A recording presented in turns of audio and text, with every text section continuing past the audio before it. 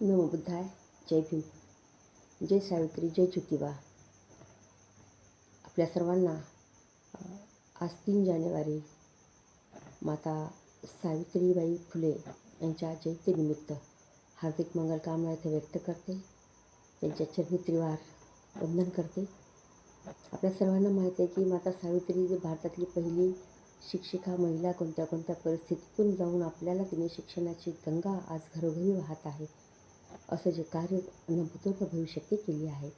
ही माता सावित्री केवळ शिक्षिकाच नाही तर एक उत्तम अशा प्रकारच्या साहित्यिका आणि कवयित्रीसुद्धा होत्या. तर आपणही कधीतरी अडाणी होतो, अशिक्षित होतो, पण आपल्या ज्योतिबानं आपल्याला शिकवून एक ज्ञानाचा उजेड दाखवला, शिक्षणाचा प्रकाश दाखवला आणि म्हणून आपलं जीवन ज्या ज्योतिबानं उजळून टाकलं आणि दिशा दाखवली, ही कृतज्ञतेची भावना सावित्रीबाईच्या कवितेमध्ये आपल्याला आढळून येते. त्या ओळींमध्ये दिसून येते. बघा, त्या ओळी अशा आहेत की जयांचे मुळे मी कविता रचिते,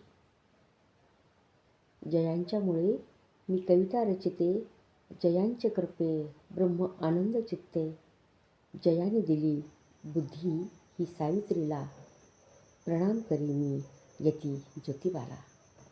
बघा की त्या काळामध्ये आपल्याला ज्योतिबानं शिक्षण दिलं आणि ती शिक्षण देऊन त्यांना जी नवी दिशा दिली त्याबद्दलची ज्योतिबाविषयीची जी कृतज्ञता आहे, ती कृतज्ञता या काव्यपंक्तीमधून त्यांनी अशी व्यक्त केली. तर वेगवेगळ्या प्रकारच्या कविता खूप चांगल्या रचलेल्या आहेत. आणखीन त्या म्हणतात की माणूस कोणाला म्हणावे, दुसऱ्या एका त्याच्यामध्ये आहे ते म्हणतात की माणूस कोणाला म्हणावे याची व्याख्याच त्यांनी आपल्या कवितेत केली आहे. त्या कवितेच्या काही ओळी अशा आहेत. दुसऱ्यास मदत नाही, सेवा त्याग दयामाया नाही. दुसऱ्यास मदत नाही, सेवा त्याग दयामाया नाही. जयापाशी सद्गुण नाही, तयास मानव म्हणावे का. गुलामगिरीचे दुःख नाही,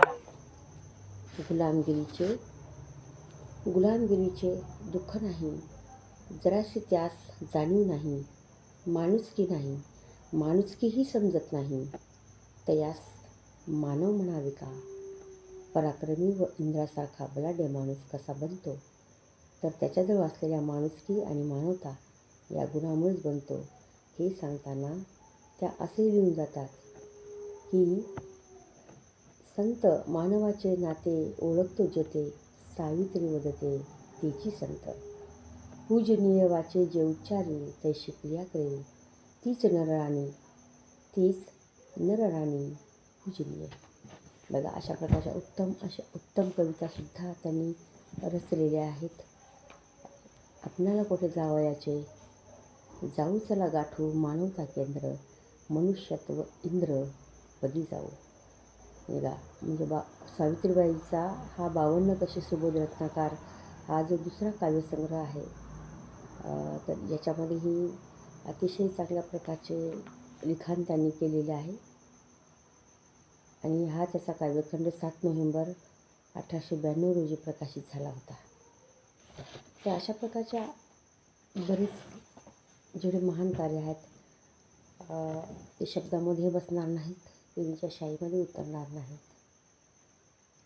पेनीची शाईसुद्धा कमी पडेल एवढं कर्तृत्व या महान सावित्रीनं केलेलं आहे. पुन्हा त्यांच्या चरणी मी कोटी कोटी त्रिवार वंदन करते. जय सावित्री. जय ज्योती.